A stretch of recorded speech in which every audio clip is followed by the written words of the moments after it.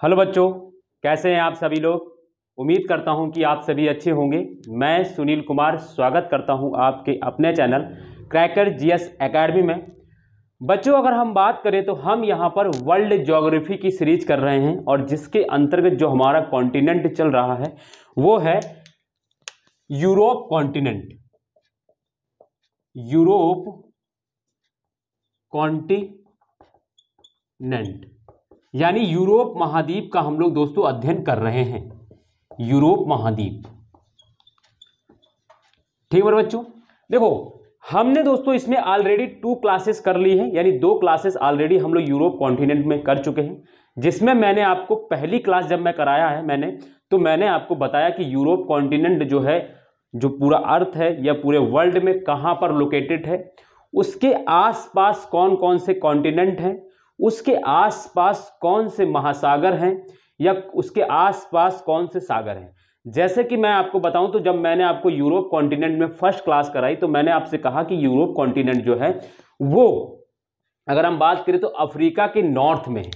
Africa के north में Europe continent है, यानी अफ्रीका कॉन्टिनेंट के ऊपर नॉर्थ में उसके। और यूरोप कॉन्टिनेंट के नॉर्थ में अगर आप देखेंगे तो दोस्तों आर्कटिक महासागर मैंने आपको पढ़ाया। फिर मैंने कहा कि जो यूरोप कॉन्टिनेंट है उसके अगर आप वेस्ट यानी पश्चिम में देखेंगे तो आपको अटलांटिक महासागर दिखेगा। और अगर आप उसके पश्चिम में जाएंगे, पूरब में जाएंगे तो आपको जो एशिया महाद्वीप है, रसिया और जो अदर जो कंट्री है उनका पार्ट लगेगा, यानी जो एशिया जो है उससे ईस्ट में टच कर रहा है। अफ्रीका कॉन्टिनेंट उससे दोस्तों टच नहीं कर रहा है, लेकिन अफ्रीका कॉन्टिनेंट उसके साउथ में, और यूरोप के जस्ट साउथ में ही दोस्तों आपको मेडिटेरियन सी दिखेगा। तो इस तरीके से देखेंगे तो आपको एक चारों तरफ ऑल ओवर एक कंडीशन पता चल जाएगी कि उसके चारों तरफ कौन सी चीज है और कौन सा लैंड फॉर्म्स है और कौन सा दोस्तों महाद्वीप है और कौन से सागर है, कौन से महासागर है। ये चीजें मैंने आपको पहली क्लास में पढ़ाई। और मैंने फिर उसके बाद शुरू किया था दोस्तों, मैंने आपको नॉर्थ से दोस्तों जो यूरोप है उसको नॉर्थ से पढ़ाना शुरू किया, जहां मैंने आपको बताया था कि नॉर्वे, स्वीडन और दोस्तों फिनलैंड, ये 3 कंट्री को मैंने पढ़ाया। फिर इसके बाद मैंने आपको डेनमार्क पढ़ाया, फिर मैंने आपको आइसलैंड। और कल मैंने दोस्तों आपको जो यूरोप है, तो यूरोप में कल हमने दोस्तों सेंटर में प्रवेश किया था। सेंटर मतलब जैसे जर्मनी है तो जर्मनी को मैंने कल सेंटर बनाया था, और उसके बाद उसके चारों तरफ कौन कौन से देश हैं हम लोग कल उसको पढ़ रहे थे। जैसे कि दोस्तों देखो, मैं आपको बता दूं, जैसे कि आपको ये चीजें नहीं समझ में अगर आ रही तो आपसे मैं एक चीज यही कह सकता हूं कि आपके पास अगर एटलस है तो आप एटलस खोल के रख ले अपने सामने, यूरोप कॉन्टिनेंट का पॉलिटिकल वाला पार्ट खोल के रख ले अपने सामने टेबल पर। और अगर नहीं समझ में आ रही तो दोस्तों आप पहली क्लास में देखेंगे, मैंने पूरा वर्ल्ड मैप बनाकर यह दिखाया था कि यूरोप है कहां पर। तो आप पहली क्लास देखेंगे तो भी आपको क्लियरली समझ में आ जाए, क्योंकि अगर मैं उसको फिर से यहां रिवाइज कराने लगूंगा दोस्तों बनाकर, तो क्या होगा, फिर टाइम लगेगा, टाइम टेकन होगा, फिर दोस्तों फिर वही चीजें हैं, बार बार एक ही चीज। तो आपसे मैं बस यही निवेदन कर सकता हूं, आपसे यही रिक्वेस्ट करूंगा कि दोस्तों आप पीछे कल की क्लास यानी परसों की क्लास देखें। और कल मैंने दोस्तों शुरू किया था कहां पर दोस्तों, तो कल मैंने आपसे कहा था कि दोस्तों हम लोग पढ़ेंगे, क्या पढ़ रहे थे कल हम लोग दोस्तों, यहां पर पढ़ रहे थे। यानी मैंने बताया कि यहां पर मान लो ये दोस्तों क्या है, जर्मनी, ठीक है। कल मैंने बताया यहां पर जर्मनी है, ठीक है। जर्मनी दोस्तों इसके सेंटर, कल मैंने इसको यहां पर जर्मनी को दोस्तों सेंटर में लिया, और फिर इसके बाद मैंने बताया कि इसके चारों तरफ कौन कौन से देश हैं। तो मैंने बताया दोस्तों कि नॉर्थ में आप अगर इसके जर्मनी देखेंगे मैं एटलस में, तो आपको दोस्तों यहां पर डेनमार्क मिलेगा, ठीक है, डेनमार्क, ठीक। फिर इसके अगर आप यहां पर देखेंगे तो आपको पोलैंड मिलेगा, एक कंट्री है, ठीक है। और फिर इसके बाद यहां पर आप देखेंगे तो इसके चेक रिपब्लिक मिलेगा दोस्तों, चेक रिपब्लिक, ठीक। इसके बाद यहां पर आप अगर जाएंगे तो आपको यहां पर दोस्तों मिलेगा ऑस्ट्रिया,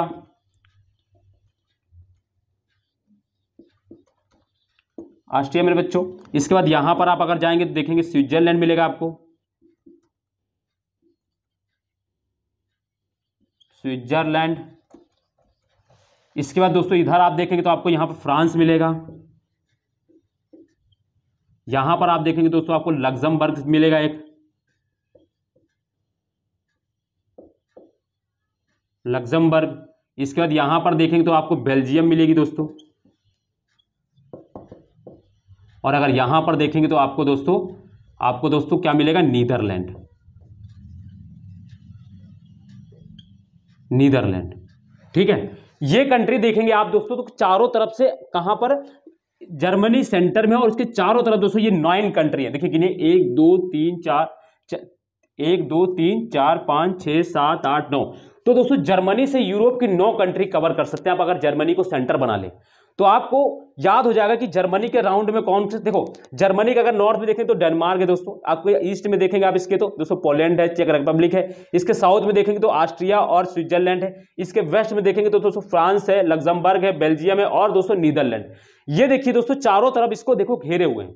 तो मैंने कल दोस्तों जर्मनी को सेंटर बनाकर और मैंने आपको ये पढ़ाने का प्रयास किया था, क्योंकि यहां से यूरोप को आप आसान से समझ सकते हैं। आप जर्मनी को सेंटर बनाइए, फिर इधर देखो हम वहां पर जब जाएंगे तो दोस्तों उधर दूसरे कंट्री को सेंटर बनाएंगे। हम इस तरीके से देखेंगे तो हमको पूरी तरीके से पूरा यूरोप का एक आइडिया और पूरा यूरोप हमारा कवर हो जाएगा। ठीक है, तो कल हमने दोस्तों जर्मनी आपको पढ़ाना शुरू किया था, तो मैंने कल यहां कवर कर दिया था। डेनमार्क भी मैंने पढ़ा दिया था, पोलैंड के बारे में बता चुका था, चेक रिपब्लिक के बारे में पढ़ा चुका था, ऑस्ट्रिया के बारे में भी पढ़ा चुका था। आज हम लोग स्विट्जरलैंड पढ़े, क्योंकि कल मैंने कहा था कि हम लोग ऐसे पढ़ेंगे, इस तरीके से क्लॉकवाइज हम लोग पढ़ेंगे घड़ी की दिशा में। तो आप देखिए मैंने यहां तक कल कवर कर दिया था ऑस्ट्रिया तक, और आज हम लोग पढ़ेंगे दोस्तों स्विट्जरलैंड। तो अब आपको क्या करना है, यही डायग्राम आपको हूबहू अपनी कॉपी में बना लेना है और फिर क्या करना है, यहां से स्टार्ट करना है। आज स्विट्जरलैंड डालेंगे दोस्तों हेडिंग।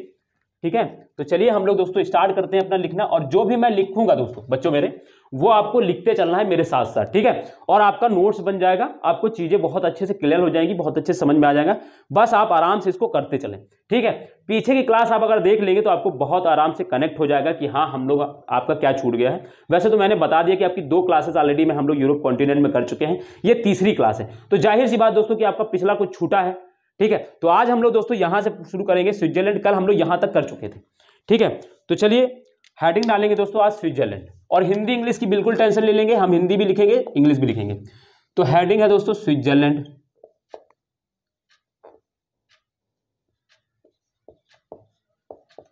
स्विट्जरलैंड हिंदी में कैसे लिखते हैं दोस्तों, ऐसे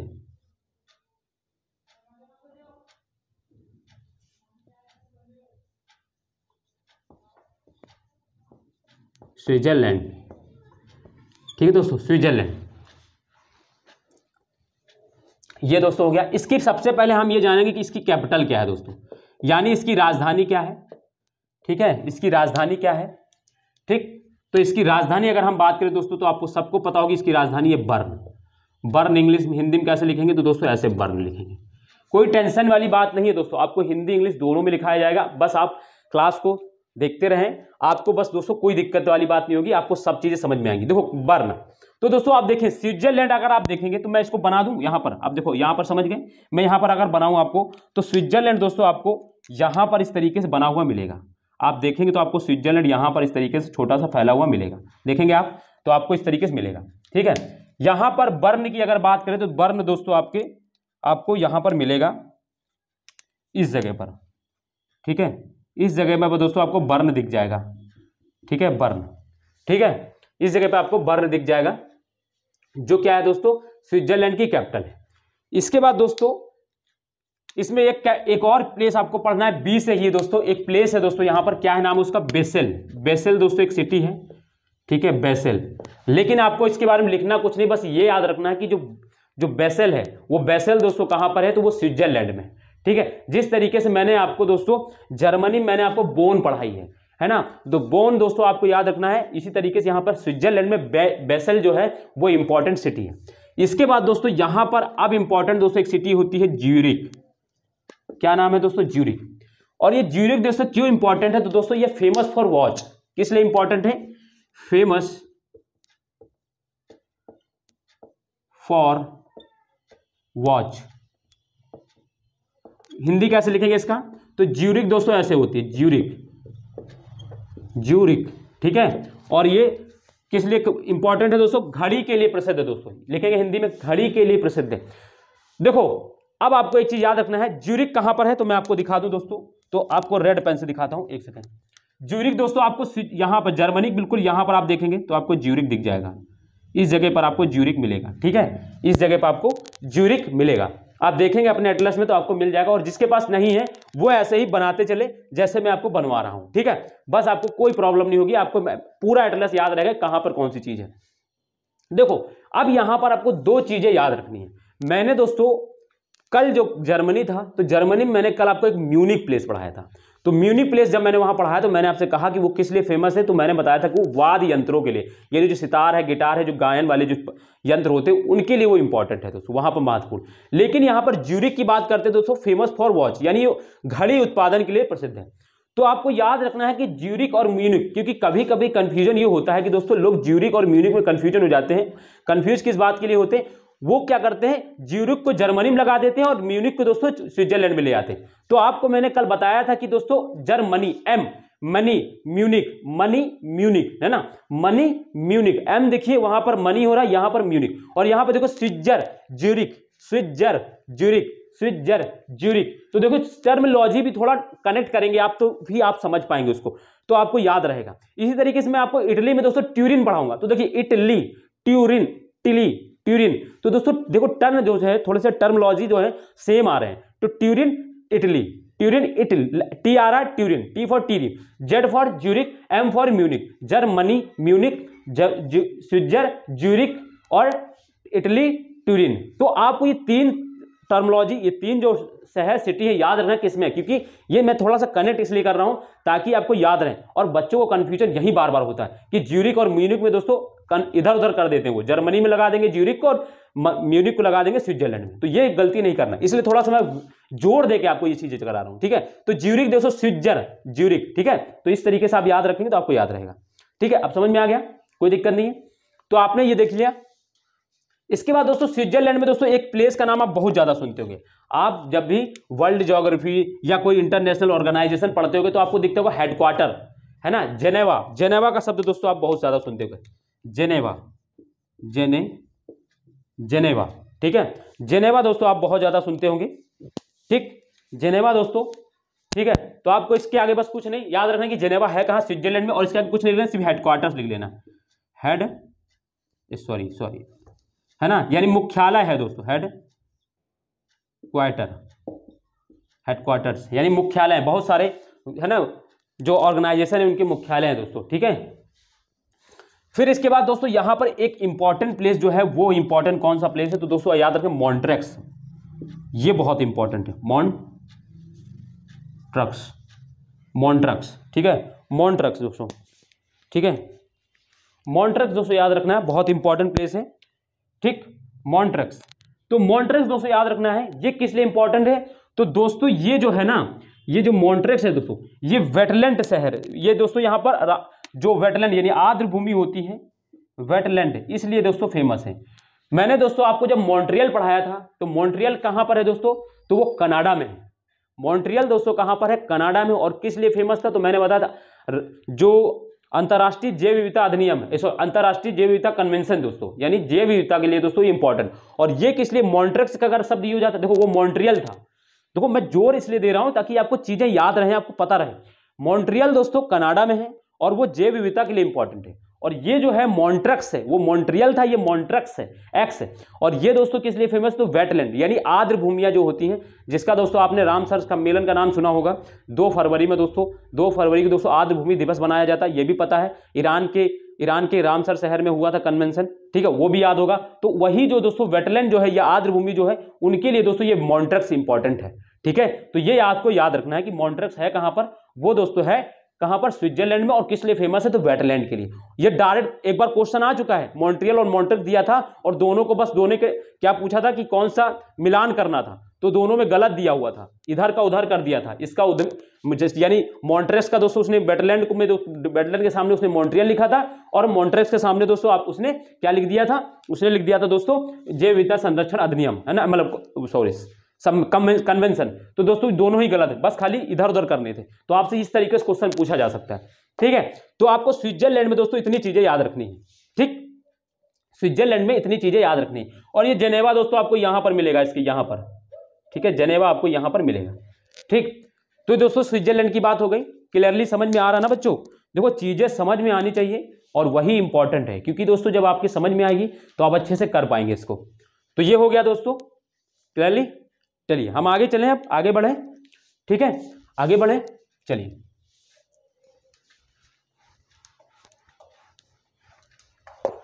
अब आगे हम दोस्तों नेक्स्ट कंट्री जो देखेंगे वो कौन सा है, देखिए स्विट्जरलैंड के बाद कौन सी कंट्री है दोस्तों, फ्रांस। स्विट्जरलैंड के बाद नेक्स्ट जो कंट्री है वो दोस्तों क्या है, वो है फ्रांस। तो आप डालेंगे दोस्तों हेडिंग अपनी कॉपी में दोस्तों फ्रांस। फ्रांस हिंदी में दोस्तों फ्रांस को ऐसे लिखेंगे। फ्रांस की कैपिटल दोस्तों आप सभी जानते होंगे, बहुत फेमस है, ठीक है। और फ्रांस के बारे में तो दोस्तों कौन नहीं जानता होगा, ठीक है। इसकी दोस्तों कैपिटल क्या है, यानी राजधानी इसकी क्या है दोस्तों, तो इसकी कैपिटल दोस्तों पेरिस है ना। क्या कैपिटल है दोस्तों इसकी, तो पेरिस। पेरिस ऐसे लिखते चलेंगे, हिंदी इंग्लिश दोनों में हम बोल देते हैं, जो इंग्लिश में जो हिंदी में नहीं लिखते हैं, आपको परेशान नहीं होना बस, ठीक है। पेरिस के बाद दोस्तों यहां पर आपको फ्रांस की लोकेशन आप देख ही पा रहे हैं, ये जर्मनी के इधर है, यानी जर्मनी के वेस्ट में है दोस्तों फ्रांस है। आपको दोस्तों ये क्या है, ये मैंने इसलिए बनाया है ताकि आपका जो मैप है आपके दिमाग में बने कि जो जर्मनी है वो सेंटर में है, नॉर्थ में है, और दोस्तों कहां पर है, इसके चारों तरफ कौन कौन से देश, तो आराम से आप समझ पा रहे हैं। 9 कंट्री सोचिए आप कवर कर लिया है यूरोप में, बहुत बड़ी चीज है यूरोप में बहुत छोटे छोटे देश है, इतनी ज्यादा भीड़ रहती है कि बच्चों को याद नहीं रहता कौन किससे बॉर्डर सर कर रहा है। मैंने आपको इस तरीके से ट्रिक लेकर पढ़ा रहा हूं कि आपको चीजें याद रहेंगी। तो फ्रांस में दोस्तों क्या है, कैपिटल पेरिस है, और इसमें दोस्तों एक इंपॉर्टेंट दोस्तों इसका आइलैंड है, कोर्सिका आइलैंड। वो कहां पर है मैं अभी दिखा रहा हूं आपको, कोर्सिका आइलैंड, कोर्सिका आइलैंड, ठीक है, आइलैंड। ये दोस्तों आपको आप मेडिटेरियन सी जब देखेंगे तो मेडिटेरियन सी है, ठीक है, यानी भूमध्य सागर है। भूमध्य सागर में दोस्तों आप देखिए इटली के पास में, इटली का एक दोस्तों क्या है, एक इंपॉर्टेंट उसका क्या कहते हैं, आइलैंड है दोस्तों, है ना। आइलैंड दोस्तों आपको दिख रहा होगा सिसिली आइलैंड के जस्ट ऊपर आप देखेंगे तो आपको कोर्सिका आइलैंड दिख जाएगा, ठीक है। आपको इधर देखना है, जैसे ये फ्रांस है तो फ्रांस के इधर साइड में दोस्तों के देखेंगे तो आपको इस तरीके से यहां पर आपको क्या मिलेगा दोस्तों, एक कोर्सिका आइलैंड दिखेगा, और वो है कहां पर दोस्तों, भूमध्य सागर में।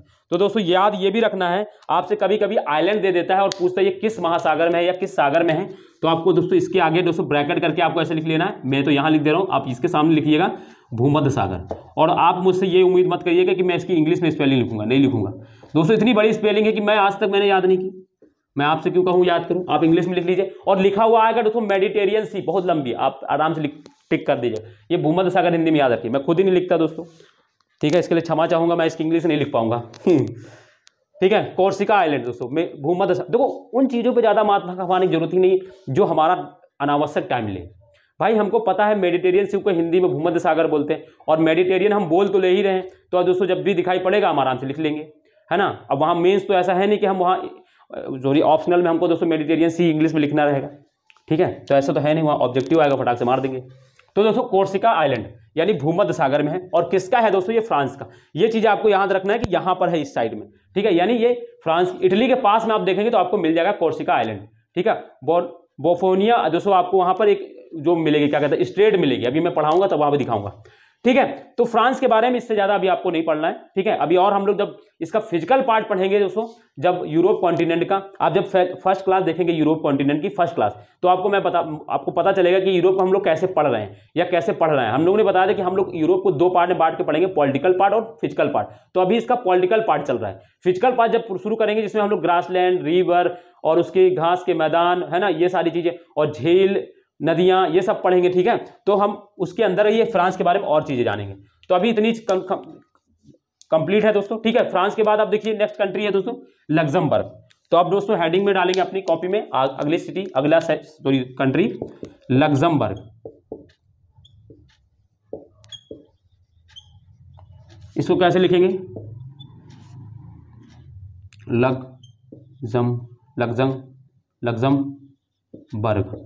लग्जमबर्ग, ठीक है, लग्जमबर्ग। तो दोस्तों इसकी जो कैपिटल है दोस्तों वो है लग्जमबर्ग सिटी। दोस्तों मैंने आपसे कहा था कि यूरोप कंट्री की यूरोप कॉन्टिनेंट की आपको दोस्तों क्या है, आपको कैपिटल याद रखनी हर देश की, क्योंकि यहां से कैपिटल बहुत ज्यादा पूछा जाता है यूरोप कॉन्टिनेंट से। आपसे पूछ सकता है कि जैसे ऑस्ट्रिया है, ऑस्ट्रिया की राजधानी क्या है, वियना है, या आपसे पूछ सकता है कि जैसे नीदरलैंड है तो नीदरलैंड की कैपिटल क्या है, वो तो मैं अभी पढ़ाऊंगा। तो आपको कैपिटल याद रखना है, यहां से कैपिटल बहुत ज्यादा पूछा है, यहां से और अफ्रीका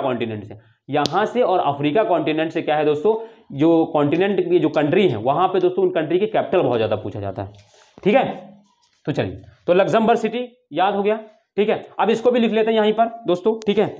इसके बाद यहां पर आते हैं नेक्स्ट जो कंट्री है देखिए लग्जमबर्ग आप समझ में आ गया, इसके बारे में बस कुछ नहीं पढ़ना, यही इतना। बेल्जियम को दोस्तों, बेल्जियम नेक्स्ट कंट्री है, बेल्जियम।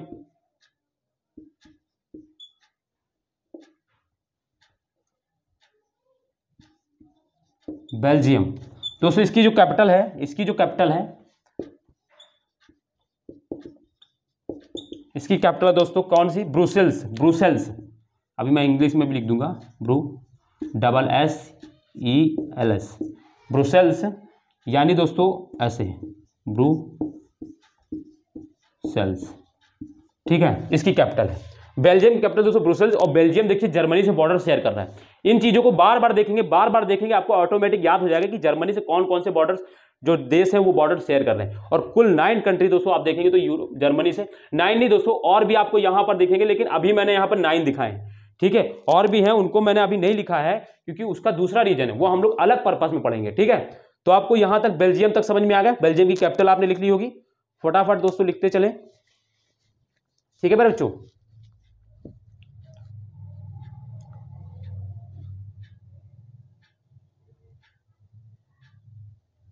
ठीक है, तो ये हो गया दोस्तों। इससे आगे चलिए हम अब चलते हैं नेक्स्ट, आगे लिखते हैं, फटाफट लिखते चलेंगे।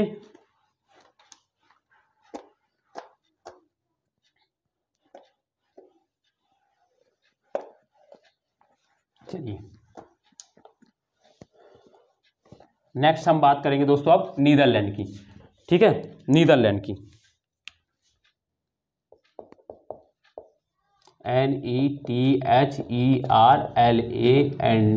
नीदरलैंड ऐसे लिखेंगे हिंदी में, नीदरलैंड, ठीक है। इसकी कैपिटल क्या है दोस्तों? इसकी capital Amsterdam, Amsterdam, Amsterdam, Amsterdam. Capital क्या है? कैपिटल है दोस्तों एम्स्टर्डम, AMS, एम्स्टर्डम, ऐसे तोड़ तोड़ के पढ़ेंगे, आराम से याद हो गया। Amsterdam, Amsterdam, Amsterdam, Netherland capital क्या है? एम्स्टर्डम, एम्स्टर्डम, ठीक है, एम्स्टर्डम। तो याद दोस्तों लिख लिया नीदरलैंड कैपिटल, टेंशन। और आपको समझ में आ रहा है ये कहां पर है, ठीक है, ये कहां पर है? जर्मनी के दोस्तों ईस्ट में है, और आपको यहां पर दिख रहा है, ठीक है, ये सारी चीजें, ठीक है। तो अब देखो मैं आपको एक चीज और पढ़ाने जा रहा हूं। अब थोड़ा सा मैं इस मैप को क्या कर रहा हूं दोस्तों, ऊपर शिफ्ट करने वाला हूं, उठा के थोड़ा सा मैं ऊपर शिफ्ट करूंगा, और फिर मैं आपको ये डेनमार्क वाला छोड़ के इधर वाले कंट्री बनाऊंगा, क्योंकि फिर मुझे अब जरूरत है थोड़ा कुछ और आपको समझाने की। तो चलिए अब मैं इस मैप को समझाता हूं, थोड़ा सा इस मैप को मैं ऊपर की ओर शिफ्ट कर रहा हूं, और मैं डेनमार्क को अब नहीं बनाऊंगा, ठीक है। तो अब मुझे क्या बनाना है, तो देखिए समझेंगे बात को मेरी, मैं क्या बताना चाह रहा हूं आपको, वो चीज़ बहुत इंपॉर्टेंट है, ठीक है, क्योंकि उस पे ही क्वेश्चंस दोस्तों बार बार आपसे पूछे जाते हैं। तो दोस्तों ये जर्मनी है, जर्मनी दोस्तों बहुत इंपॉर्टेंट सिटी, मतलब कंट्री है दोस्तों, ठीक है। इसके बाद दोस्तों जर्मनी के आप यहां पर देखेंगे तो आपको यहां पर दोस्तों क्या दिख जाएगा, यहां पर दोस्तों आपको नीदरलैंड, फिर यहां पर आपको बेल्जियम, और फिर यहां पर छोटा सा दोस्तों आपको क्या मिलेगा, आपको छोटा सा दोस्तों दिखेगा क्या, तो आपको दिखेगा, क्या दिख रहा है छोटा सा, ये है दोस्तों लग्जमबर्ग। और लग्जमबर्ग के बाद दोस्तों यहां से आप देखेंगे ये पूरा यहां से लेकर पूरा इस तरीके से आप देखेंगे, पूरा इस तरीके से दोस्तों फ्रांस है आपका, ठीक है। और फ्रांस के बाद दोस्तों यहां पर आप देखेंगे इस तरीके से स्पेन मिल जाएगा, और स्पेन के बाद दोस्तों यहां पर, ठीक है, स्पेन के दोस्तों, ठीक है, स्पेन के इस साइड में, हालांकि ये फ्रांस से बॉर्डर नहीं टच करता है पुर्तगाल, लेकिन आपको एक चीज़ याद रखना है कि वो ऐसे करके इस तरीके स्पेन से अलग है, ठीक है। तो आपको इस तरीके देखेंगे, आपको मैं दिखाता हूँ थोड़ा सा अपने एटलस में भी दिखाने की कुछ प्रयास करता हूँ। एक सेकंड दोस्तों, मेरी बात को एक सेकंड, मैं आपको एटलस में दिखाने का प्रयास करता हूँ ताकि आपके दिमाग में छपे। एक सेकंड,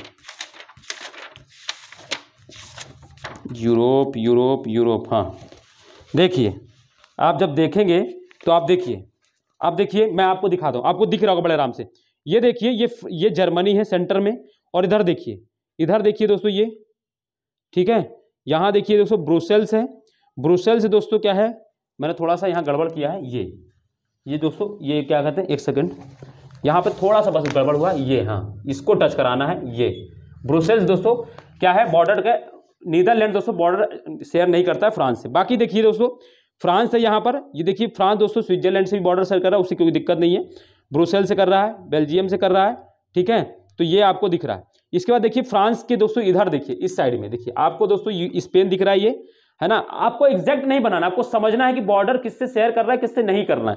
फिर इसके बाद देखिए पुर्तगाल दोस्तों, इसके इधर साइड में मैंने बनाया इसीलिए, क्यों, क्योंकि इधर है। और फिर इसके बाद इधर नहीं समझना, ठीक।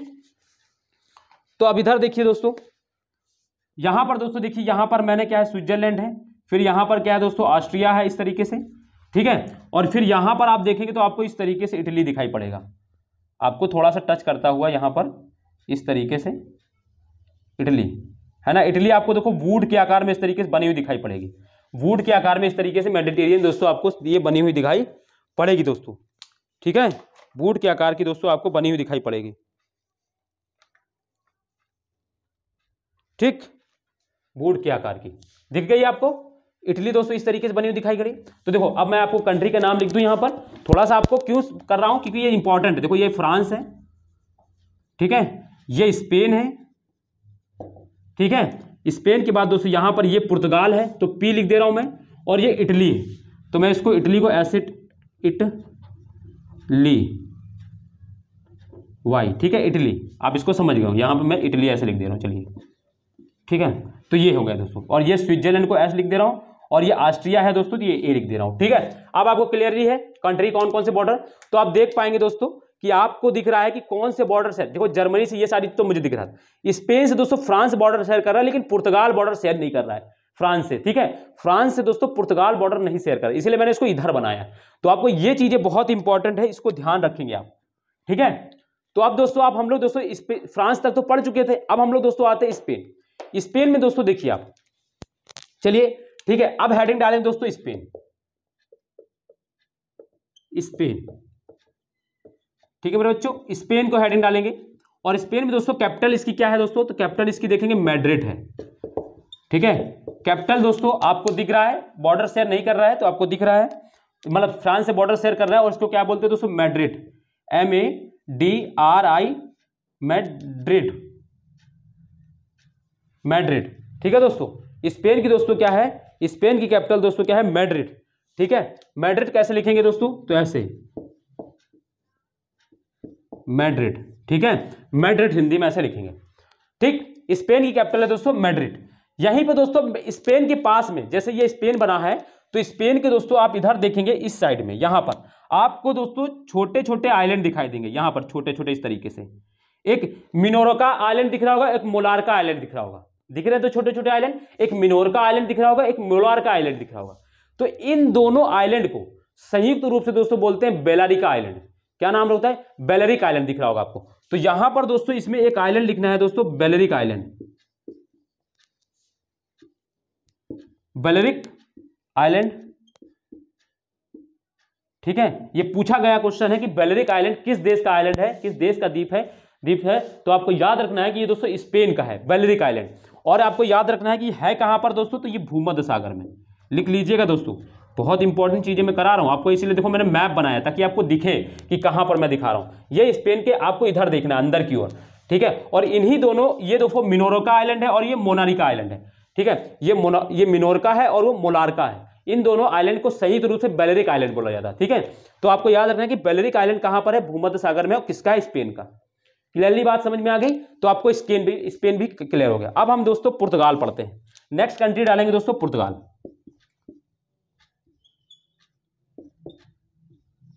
पुर्तगाल, ठीक है। यही सबसे पहला, यहीं का दोस्तों सबसे पहले यात्री था दोस्तों वास्को डी गामा, जो भारत आया था 1498 ईस्वी में, पुर्तगाल, ठीक है, पुर्तगाल दोस्तों, ठीक। तो पुर्तगाली ही सबसे पहले, पुर्तगाली कंपनी सबसे पहले दोस्तों हमारे भारत में आई थी, आपको पता होगा 1498 ईस्वी में। उसके 100 साल बाद दोस्तों, उसके 100 साल बाद दोस्तों डच आए हैं, ब्रिटेन आए हैं, फ्रांस आए हैं, ठीक है, डेनिश आए हैं, लेकिन 100 सालों तक दोस्तों इन्होंने भारत को बहुत अच्छे से, मतलब कह सकते हैं कि प्रभुत्व जमा के रखा है, ठीक है। ब्लू वाटर पॉलिसी देखे, आपको पता होगा दोस्तों, पहली बार समुद्र पर कर किसी ने वसूला है तो वो पुर्तगालियों ने वसूला है। उससे पहले क्या था कि आप जब जानते हैं कि उससे पहले जो राजा महाराजा थे दोस्तों, जब कोई भी विदेशी आता था भारत में, तो अगर समुद्र के अंदर है तो उससे कोई टैक्स नहीं लिया जाता था। लेकिन जैसे ही वो भारत के भूमि पर कदम रखता था उससे टैक्स लिया जाता था। लेकिन पुर्तगाली पहले ऐसे थे जिन्होंने हिंद महासागर को अपने कंट्रोल में किया और उन्होंने कहा कि अगर किसी को व्यापार करना हिंद महासागर से तो उनको क्या करना पड़ेगा दोस्तों, उनको टैक्स लेना पड़ेगा, उनको कारतेज लेना पड़ेगा।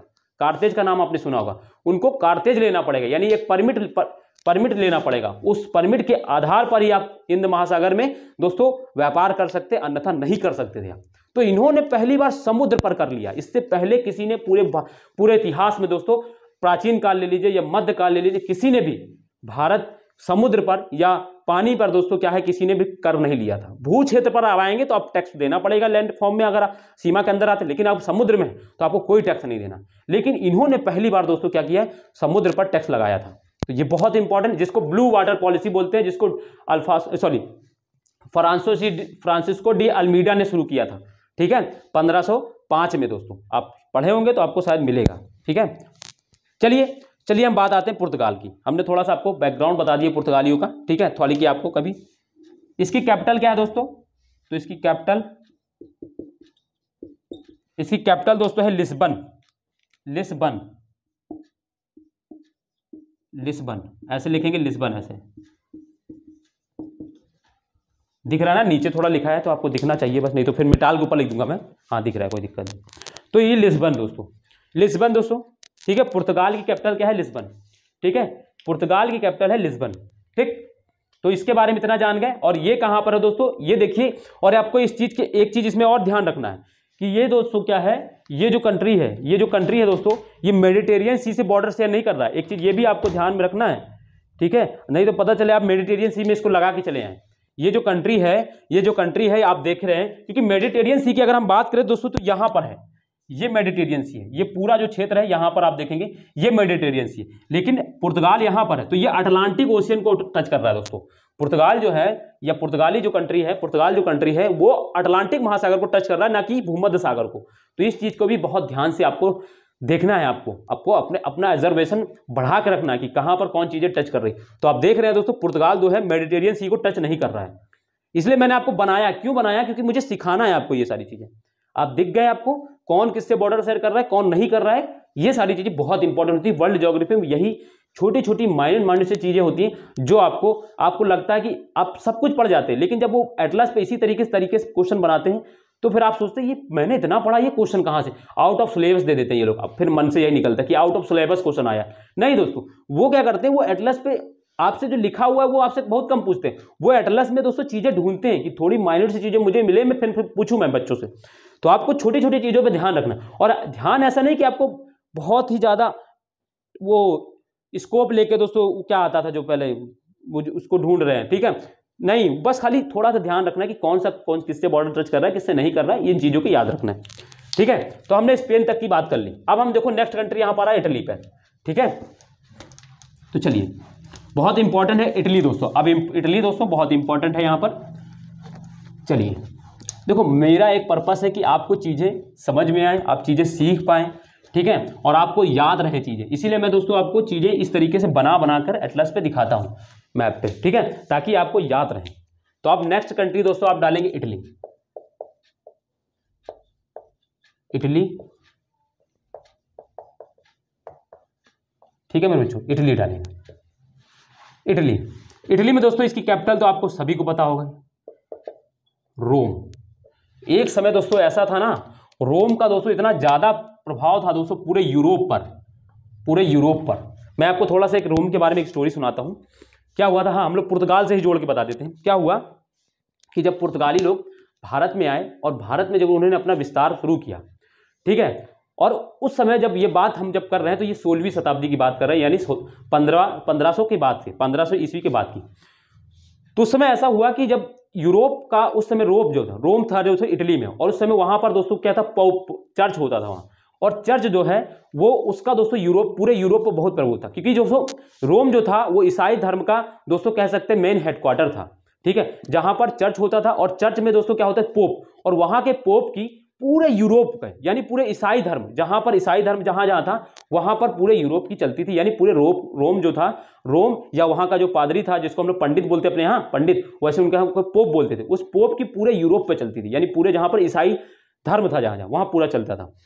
और फिर क्या हुआ दोस्तों, जब पुर्तगाली लोग भारत में आए तो पुर्तगाली लोगों ने भारत में साम्राज्य विस्तार किया, अपना क्षेत्र बढ़ाया। हालांकि ये भारत के अंदर वाले इलाके में नहीं गए, लेकिन तट वाले इलाकों में इन्होंने अपना प्रभाव बढ़ाया।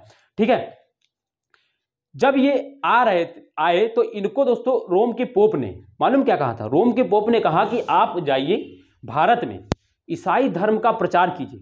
ठीक है, आप जाइए भारत में ईसाई धर्म का प्रचार कीजिए, और भारत में अगर आप ईसाई धर्म का प्रचार करते हैं तो हम आपको एक वादा करते हैं कि आपके भारत में और भी किसी यूरोप के किसी और देश को हम पोप कह रहा है कि मैं किसी और देश को आपके क्षेत्र में या भारत में नहीं आने दूंगा। यानी उनको एक तरीके से संरक्षण दे रहा था कि आप अगर भारत में ईसाई धर्म का प्रचार करेंगे तो आपके लिए आपके कोई प्रतिद्वंदी यानी यूरोप का और कोई देश भारत पे व्यापार करने नहीं जाएगा। ठीक है, ऐसा वो क्यों कह पा रहा था, क्योंकि उसकी शक्ति बहुत ज्यादा थी। रोम पूरा कहता रहा हूं मैं, पूरे यूरोप को या पूरे ईसाई जगत को दोस्तों कंट्रोल करता था पूरा पोप। ठीक है, तो इस तरीके से बाद में आए तो उसका दूसरा रीजन है, क्योंकि फिर क्या हुआ 16वीं शताब्दी में आप देखेंगे, 15वीं शताब्दी के ही दोस्तों मध्य के बाद आप देखेंगे तो पुनर्जागरण काल आ जाता है। तो जिसमें क्या होता है, नॉर्थ में दोस्तों, यूरोप के नॉर्थ में दोस्तों प्रोटेस्टेंट धर्म आ जाता है। ये सब यूरोप जब हम वर्ल्ड ज्योग्राफी पढ़ते हैं तो वहां पे पढ़ेंगे। ठीक है, लेकिन थोड़ा सा मैंने आपको बता दिया रोम के बारे में कि इतना प्रभाव था। यानी अगर इसने कह दिया कि आम सेब है तो लोगों को सेब मानना पड़ता था, फिर वो आम नहीं कहते थे। ठीक है, इतना ज्यादा प्रभाव था कि जो कोपरनिकस है जिसने पहली बार कहा था कि दोस्तों सन जो है, हालांकि भारत में इससे पहले लोग कह चुके थे, आर्यभट्ट है ना। ठीक है, ये सब चीज लोग कह चुके थे कि दोस्तों सन क्या है, स्थिर है और अर्थ दोस्तों उसके चारों तरफ चक्कर लगा रही। लेकिन यूरोप में क्या थी दोस्तों धारणा, यूरोप में धारणा ये थी कि दोस्तों अर्थ दोस्तों क्या है, स्थिर है और सन उसके तरफ चारों ओर चक्कर लगा रहा है, सन। लेकिन एक पहली बार दोस्तों कोपरनिकस ने क्या कहा, कोपरनिकस ने कहा कि नहीं, सन स्थिर है, अर्थ दोस्तों चारों तरफ घूम रहा है। दोस्तों उसको मृत्युदंड दे दिया गया था। ठीक है, उसको मृत्युदंड दे दिया गया, उसको बेचारे को दोस्तों भागना पड़ा। ठीक है, ये स्थिति थी रोम की, मतलब पोप की, कि कोई उसके खिलाफ बोल नहीं सकता था। ठीक है, ना राजा ना महाराजा, कोई भी नहीं, प्रजा, क्योंकि प्रजा उस समय, प्रजा पर धर्म का बहुत ज्यादा प्रभाव था, और धर्म का प्रभाव, और जहां प्रजा दोस्तों जिस तरफ मुड़ जाए उस समय पता नहीं क्या ना कर दे। दोस्तों प्रजा जो होती है ना, अगर जिस पर मेहरबान हो जाए तो दोस्तों उसको राजा बना देती है, और जिस पर अगर गुस्सा जाए उसको फकीर बना देती है। तो ये प्रजा में ये ताकत होता है, लोकतंत्र हो या राजतंत्र, जिसमें अगर प्रजा जिसके तरफ झुकी है उसका दोस्तों पलड़ा हमेशा भारी रहता है। ठीक है, याद रहना, आज भी देख लेंगे आप, लोकतंत्र है दोस्तों, अभी मोदी गवर्नमेंट को लोग प्यार कर रहे हैं, सपोर्ट कर रहे हैं, तो लोग बनी हुई है। जिस दिन कांग्रेस का एक समय ऐसा था दोस्तों कि कांग्रेस दोस्तों वर्चस्व चलता था, क्यों, क्योंकि लोग वहां सपोर्ट करते थे। लेकिन अब क्या है, एक वैकल्पिक आया, लोगों का मुड़ाव इधर की ओर भागा है। धर्म अभी भी दोस्तों क्या है, हालांकि धर्म की राजनीति हो रही है, लेकिन फिर भी हमें उस पर नहीं जाना, वो अदर चीज है। चलिए ठीक है, हम अपने टॉपिक पे आते हैं, उस पर नहीं जाएंगे दोस्तों। नहीं तो क्या होता है ना, छोटी छोटी क्लिप बना के दोस्तों लोग डाल देते हैं, फिर उल्टा का सीधा बखेड़ा हो जाएगा। चलिए ठीक, इटली हम लोग दोस्तों शुरू करते हैं। ठीक है, तो इटली की दोस्तों मैंने कैपिटल आपको बताई रोम के बारे में मैंने थोड़ा सा बता दिया आपको, ताकि हिस्ट्री आपको पता रहे। ठीक है, तो चलिए इसके बाद दोस्तों यहां पर एक इंपॉर्टेंट पोर्ट है दोस्तों, जिसका नाम है नेपल्स पोर्ट। क्या नाम है, नेपल्स पोर्ट। वो कहां पर है दोस्तों, तो मैं आपको दिखाता हूं। जैसे ये इटली है, तो इटली की दोस्तों कैपिटल आपको रोम यहां पर मिलेगी, रोम आपको दोस्तों कैपिटल यहां पर मिलेगी। देखेंगे आप यहां पर रोम मिल जाएगी, और उसी के जस्ट नीचे आपको नेपल्स पोर्ट मिलेगा। आप देखेंगे तो आपको पक्का मिलेगा, मैं गारंटी दे रहा हूं। ठीक है, यहां पर आपको दोस्तों ऊपर रोम मिल जाएगी, आर लिख दे रहा हूं मैं रोम से, और यहां पर नेपल्स यानी एन लिख दे रहा हूं, तो नेपल्स यहां पर मिल जाएगा। ठीक है, तो नेपल्स पोर्ट दोस्तों कहां पर है, आपको दिख जाएगा। इटली के दोस्तों आपको वेस्ट की ओर देखना है, वेस्ट तरफ। ठीक है, और इटली दोस्तों आपको आराम से दिख जाएगा, बूट की साइड का, लड़कियों के दोस्तों बूट देखे ना, उसी तरीके के दोस्तों आकार का है दोस्तों इटली। ठीक है, तो ये दोस्तों नेपल्स पोर्ट हो गई। इसके बाद दोस्तों यहां पर एक इंपॉर्टेंट प्लेस है दोस्तों, ट्यूरिन सिटी। इंपॉर्टेंट है ट्यूरिन। मैंने क्या बताया, हमने जर्मनी में पढ़ा म्यूनिक, स्विट्जरलैंड में पढ़ा ज्यूरिख, और यहां पढ़ना है ट्यूरिन। तो तीनों दोस्तों एक ही जैसे लग रहे हैं, लेकिन तीनों में आप पहचान सकते हैं। मैंने कहा था M for Munich, Germany, money Munich, है ना, स्विट्जर, जर ज्यूरिख, जर ज्यूरिख। इसी तरह ट्यूरिन, इटली ट्यूरिन, ट्यूरिन, है ना। तो थोड़ा सा टर्मिनोलॉजी आप अगर कनेक्ट करेंगे तो आपको याद रहेगा। तो ट्यूरिन दोस्तों किस लिए इंपॉर्टेंट है, तो दोस्तों ये डेट्रॉइट ऑफ इटली है। अब डेट्रॉइट क्या होता है तो मैं अभी आपको बताता हूं।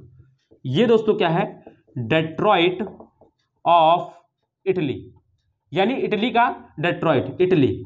अब ये डेट्रॉइट क्या होता है दोस्तों? डेट्रॉइट जहां भी आपको डेट्रॉइट शब्द जहां पर भी लिखे, आप लिख लीजिए इसको नोट करके, ऐसे बना लीजिए। और डेट्रॉइट शब्द जहां पर भी आपको लिखा हुआ मिले उसका मतलब होगा सॉरी, देखो मुझे याद वो नहीं आ रहा, देखो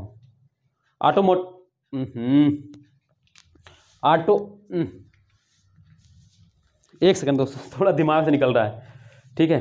हाँ, automobile industry, sorry, automobile industry, वही ना, ऑटो आ रहा था मगर दूसरा टर्मिनोलॉजी नहीं दिमाग में आ रहा था, तो ऑटोमोबाइल इंडस्ट्री लिख लीजिएगा, ये बहुत इंपॉर्टेंट है, ऑटोमोबाइल इंडस्ट्री,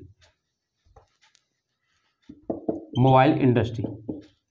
मतलब दोस्तों ये मैन्युफैक्चरिंग के लिए दोस्तों ये बहुत इंपॉर्टेंट, डेट्रॉइट शब्द जहां भी लिख के आए तो आपको याद रखना वो ऑटोमोबाइल इंडस्ट्री शब्द से यूज कर रहा है, ठीक है। डेट्रॉइट दोस्तों, डेट्रॉइट ऑटोमोबाइल इंडस्ट्री के लिए। और यहां पर क्या बनता है दोस्तों? तो यहां पर इटली के ट्यूरिन में दोस्तों क्या बनता है? तो कार मैन्युफैक्चर होता है, यानी कार मैन्युफैक्चर होता है यहाँ पर ट्यूरिन में, ठीक है। ट्यूरिन में क्या होता है? तो कार मैन्युफैक्चर होता है, कार, ठीक है। तो ट्यूरिन दोस्तों डेट्रॉइट ऑफ इटली, और डेट्रॉइट जहां पे शब्द लिखा है तो उसका मतलब समझ लेना ऑटोमोबाइल इंडस्ट्री। पिछली बार पीछे से पूछा गया था कि डेट्रॉइट किस लिए फेमस है, तो याद रखना है कि ऑटोमोबाइल इंडस्ट्री के लिए फेमस है, ऑटोमोबाइल इंडस्ट्री के लिए फेमस है, ठीक है। याद रखना ऑटोमोबाइल उद्योग के लिए, ऑटोमोबाइल उद्योग हिंदी में लिखा होगा और इंग्लिश में लिखा होगा तो ऑटोमोबाइल इंडस्ट्री, ऑटोमोबाइल लिख के आएगा, ठीक है, याद रखिएगा इसको। तो ऑटोमोबाइल उद्योग हिंदी वाले लिखेंगे और ये लिखेंगे ऑटोमोबाइल इंडस्ट्री, तो डेट्रॉइट याद रखिएगा। तो इसको ट्यूरिन के क्या बोलते हैं? डेट्रॉइट ऑफ इटली, यानी इटली का ये डेट्रॉइट है, ठीक है। यानी जो दोस्तों क्या है? ऑटोमोबाइल इंडस्ट्री है। और यहाँ पे बनता क्या है दोस्तों? तो यहाँ पर दोस्तों ट्यूरिन में बनता ये है कि ट्यूरिन में दोस्तों बनता है कार मैन्युफैक्चर होता है। क्या बनता है? कार मैन्युफैक्चर होता है, यहाँ पर कार मैन्युफैक्चर होता है, यानी कार बनता है, कार मैन्युफैक्चर, ठीक है, कार मैन्युफैक्चर होता है, ठीक है बच्चों। क्लियर ही बात मेरी? तो समझ में आ गया कि ट्यूरिन दोस्तों किस लिए फेमस है?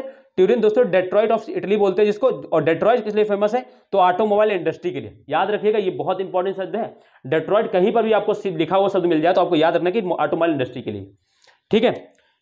और फिर इसी के जस्ट बाद आप देखेंगे दोस्तों, इसी के जस्ट बाद अब देखो, अब मैं आपको दिखाता हूं ये है कहां पर। ये आपको दोस्तों ट्यूरिन जो है ना दोस्तों, ट्यूरिन आपको यहां पर मिलेगा, यहां पर देखिएगा आप, यहां पर दोस्तों आपको ट्यूरिन लिखा हुआ मिलेगा। तो मैं आपको यहां पर टी लिख दे रहा हूं, टी फॉर ट्यूरिन, ठीक है। ट्यूरिन दोस्तों आपको यहां पर मिलेगा। और ट्यूरिन के दोस्तों आप ईस्ट में जाएंगे, हाँ ईस्ट में ही, तो यहां पर आपको मिलन लिखा हुआ मिलेगा, देखेंगे आपको एम लिख दे रहा हूं, यहां पर मिलन लिखा हुआ मिलेगा। सारी चीजें आपको मिलेगी, कोई चीज ऐसी नहीं रहेगी। तो मिलन दोस्तों किस लिए इंपॉर्टेंट है? तो ये दोस्तों फैशन हब है दोस्तों। क्या है दोस्तों? ये फैशन हब है, यहाँ का इटली का फैशन हब है दोस्तों, ये फैशन हब है, ये फैशन हब है दोस्तों, ठीक है। फैशन हब है इटली का, जैसे कि हमारे यहाँ दोस्तों मुंबई है, दिल्ली है, ठीक है, जैसे सिटी है दोस्तों, वो फैशन हब है हमारे यहाँ का। हालांकि अब तो सब शहरों में फैशन जैसी चीजें हो गई हैं, लेकिन एक तरीके से देखा जाए तो एक फैशन हब वहां पर ही आपको देखने को ज्यादा मिलेंगे, ठीक है। तो ये दोस्तों मिलन जो है इटली का दोस्तों क्या है? फैशन हब है दोस्तों। क्या है दोस्तों? Fashion hub. इसके बाद दोस्तों वेनिस शब्द मिलेगा आपको। वेनिस तो आप बहुत ज्यादा सुनते होंगे, वेनिस, वेनिस दोस्तों लिखा हुआ मिलेगा ऐसे। वेनिस क्या है दोस्तों? ये रिलीजियस सिटी है दोस्तों। ये क्या है दोस्तों? रिलीजियस सिटी है इसकी। जैसे इटली का दोस्तों रोम जो है वो उसकी कैपिटल है, उसकी रिलीजियस सिटी भी है। इसी तरीके से वेनिस भी जो है वो दोस्तों रिलीजियस सिटी है दोस्तों,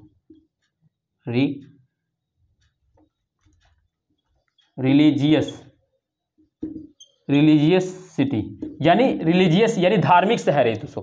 हिंदी वाले लिखेंगे धार्मिक शहर है। वेनिस क्या है दोस्तों? इटली का धार्मिक शहर है। रिलीजियस वेनिस दोस्तों क्या है? इटली का धार्मिक शहर है, ठीक है। तो इतनी चीजें लिखी हैं आपने, तो मैं आपको एक बार रिवीजन करवाता हूं। अभी और चीजें लिखनी है, लेकिन पहले इसको देखिए, मैं इसको मिटाने वाला हूं, क्योंकि ना देखो मैंने बताया इटली की दोस्तों कैपिटल क्या है? रोम है। इसका दोस्तों एक पोर्ट है नेपल्स, मैंने बताया ये नेपल्स यहां पर है। फिर इसके बाद दोस्तों ट्यूरिन दोस्तों क्या है? ये डेट्रॉइट ऑफ इटली बोलते हैं इसको, यानी इटली का दोस्तों ये क्या है? ऑटोमोबाइल इंडस्ट्री के लिए फेमस है। और क्या बनता है यहाँ पर? तो मैन्युफैक्चर बनता है। क्या होता है? कार मैन्युफैक्चर, यानी कार का निर्माण होता है, यानी। और फिर मिलन दोस्तों किस लिए इंपॉर्टेंट? तो ये फैशन हब है इटली का, इटली का फैशन हब है। इसके बाद वेनिस बताए तो दोस्तों ये रिलीजियस सिटी यानी धार्मिक शहर है दोस्तों, किसका? इटली का। जिस तरीके से रोम भी दोस्तों धार्मिक शहर है, यानी उसकी कैपिटल है, तो उसमें। और हाँ, कैपिटल में एक चीज और लिख लीजिएगा दोस्तों, इसमें ब्रैकेट करके लिखिएगा इसमें दोस्तों, ये टाइबर रिवर के किनारे है दोस्तों, टाइबर रिवर, ठीक है। आपसे पूछा गया एक बार कि इटली दोस्तों, इटली की जो राजधानी रोम है, रोम किस नदी के किनारे स्थित है? तो दोस्तों टाइबर रिवर, ठीक है। जैसे मैंने आपको हम्बर्ग पोर्ट पढ़ाया था दोस्तों एल्बे रिवर के पास में, कहां पर, जर्मनी में मैंने पढ़ाया हम्बर्ग पोर्ट, और मैंने बताया था कि वो एल्बे रिवर के किनारे है। इस तरीके से, इसी तरीके से दोस्तों इटली का जो दोस्तों रोम है वो किसके, टाइबर रिवर के किनारे। ये चीज मैं थोड़ा सा भूल गया था, ये को अच्छी तरह से याद आ गया क्योंकि मैं कुछ, ठीक है, तो ये याद रखना, ठीक है। तो इतनी चीजें आपने क्लियरली लिख ली दोस्तों। बात चीजें देखो समझते चलना है, सबसे इंपॉर्टेंट आपको समझना है।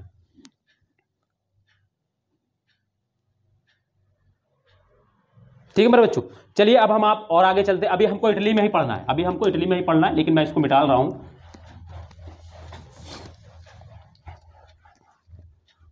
चलिए नेक्स्ट हम बात करते हैं, इटली में ही है दोस्तों। इटली में दोस्तों दो आपको आइलैंड पढ़ लें, दो आइलैंड छोटे छोटे, जैसे हमने स्पेन में पढ़ा, फ्रांस में पढ़ा आइलैंड, ऐसी तरह का इसका एक दो आइलैंड है इसके दोस्तों, इसके दो आइलैंड है दोस्तों।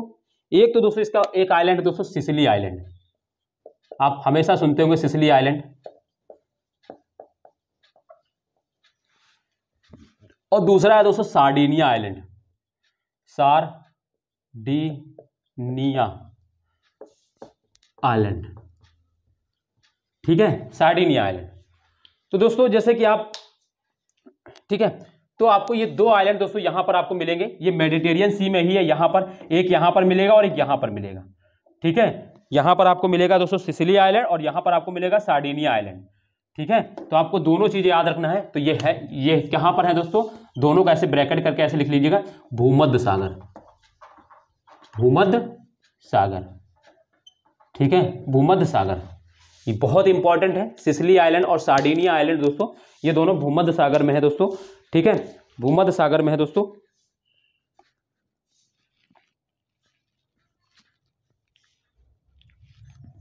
ठीक है, जैसे कि मैं देखो आपको थोड़ा दिखाऊं, देखो यहां पर आप जब देखेंगे ना, यहां पर आप देखेंगे इटली से थोड़ा हटके, तो यहां पर दोस्तों आपको सिसिली आइलैंड मिलेगा, सिसिली, ठीक है, सिसिली, ठीक। और यहां पर देखो मैंने आपको दिखाया था कि फ्रांस का इधर एक आपको कोर्सिका आइलैंड मैंने पढ़ा यहां पर, और फिर इसी के कोर्सिका आइलैंड के जस्ट नीचे यहां पर सार्डिनिया।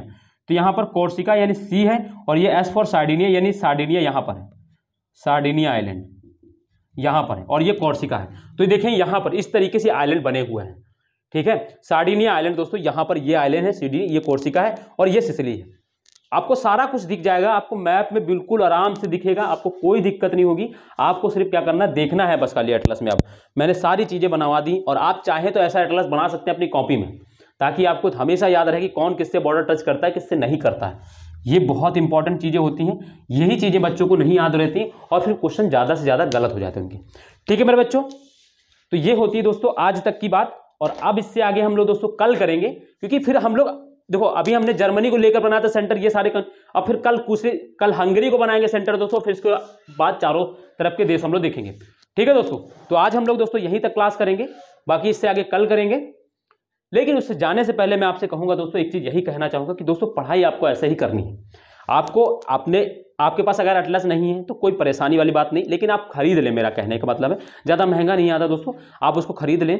ठीक है, हालांकि जिसके पास पैसे नहीं होते दोस्तों उसके लिए दिक्कत है ही, चाहे वो कम का हो चाहे ज़्यादा का हो। लेकिन मैं फिर भी कहूँगा अगर नहीं परचेस कर, थोड़ा सा भी अगर आपकी कंडीशन सही है, अगर परचेस कर सकते हैं तो मैं आपसे यही करूँगा थोड़ा सा आप कर लें। अगर नहीं बिल्कुल ही दिक्कत है तो आप, कोई परेशानी वाली बात नहीं है। इसीलिए मैं आपको, जिनके पास नहीं है, जो नहीं खरीद सकते, इसीलिए मैंने दोस्तों क्या करता हूँ, मैं यहाँ पर बना के दिखाता हूँ, ताकि आपके दिमाग में वो पिक्चर तो बने, एटलीस्ट आपको ये आइडिया तो हो कि दोस्तों कौन किससे बॉर्डर शेयर कर रहा है, किससे नहीं कर रहा। आप मेरी कोई भी क्लास उठा के देख लीजिएगा, अगर मैंने एक भी चीज़ ज्योग्राफी में पढ़ाई अगर उसमें एटलस का यूज हो सकता है, पॉसिबल है अगर जरा सा भी ना, तो मैं उसको बनाता हूँ। रीज़न यही है कि तो आपको चीज़ें याद रहें, ताकि आपके दिमाग में बैठा सकूँ मैं चीज़ों को, तो आपको कोई परेशानी वाली बात नहीं होगी। अगर आपके पास एटलस नहीं भी है, और जिनके पास है तो उनकी बात अच्छी है, आप उनको खाली देखते चले कि हाँ जो मैं चीज़ें दिखा रहा हूँ वो आपको एटलस में है नहीं, और हैं तो आपको उनको अपने उसमें क्या करना है, उसको अंडरलाइन करते चलना है कि ये चीज़ें मैंने पढ़ी हैं, इनको किसी डब्बे में घोले में घोर के रख लेना है। ठीक है, और जिनके पास नहीं है वो ऐसे ही जैसे मैंने बनाया है आप वैसे बना लीजिए इसको, ठीक है, अपने एटलस में। और यहाँ पर मेडिटेरियन सी मैंने कहा है, तो इस तरीके से आप मेडिटेरियन सी बना लीजिए, तो बस आपका काम हो जाएगा। ठीक बच्चों, तो आप इसी तरीके से पढ़ाई करें, आप अपने खुद से नोट्स बनाएं, खुद से डायग्राम बनाने की प्रैक्टिस, और जिनके पास है वो फिर भी वो भी बनाएंगे दोस्तों, ये जिनके पास एटलस है वो भी ये बनाएंगे, रफ में बनाएंगे, फेयर में ना बनाए तो मगर रफ में बना ले, लेकिन बनाएंगे जरूरी है। और जिनके पास नहीं है वो अपनी कॉपी में बनाएंगे। ठीक है बच्चों, और वीडियो को मतलब इसको सब कुछ नोट करते चलना है जैसा मैं कह रहा हूँ, और आपको बस सोने से पहले एक बार रिवीजन करना है और फिर आराम से तान घोड़े सो जाना है। ज्योग्राफी में टेंशन नहीं लेनी है, ठीक है बस। लेकिन मैं जितना कहता हूँ उतना आप करते चलें, ठीक है बच्चों। चलिए फिर आज हम लोग यहीं तक रखते हैं, लेकिन जाने से पहले आपसे एक चीज़ यही कहूँगा मैं दोस्तों कि वीडियो को दोस्तों जिन्होंने अभी तक चैनल को सब्सक्राइब नहीं किया है वो चैनल को सब्सक्राइब कर लें। वीडियो को लाइक नहीं किया है तो दोस्तों वीडियो को लाइक कर दें, और कमेंट करना बिल्कुल ना भूलें कि कैसी लगी दोस्तों क्लास। और दूसरी चीज़, वीडियो को दोस्तों शेयर भी करते रहें ताकि आप और लोगों तक पहुँचे ये वीडियो, ठीक है दोस्तों। तो चलिए फिर आज हम लोग यहीं तक रखते हैं, बाकी कल मिलेंगे। तब तक के लिए दोस्तों अपना ध्यान रखिए। जुड़ने के लिए दोस्तों धन्यवाद, नमस्ते, बाय, जय हिंद दोस्तों।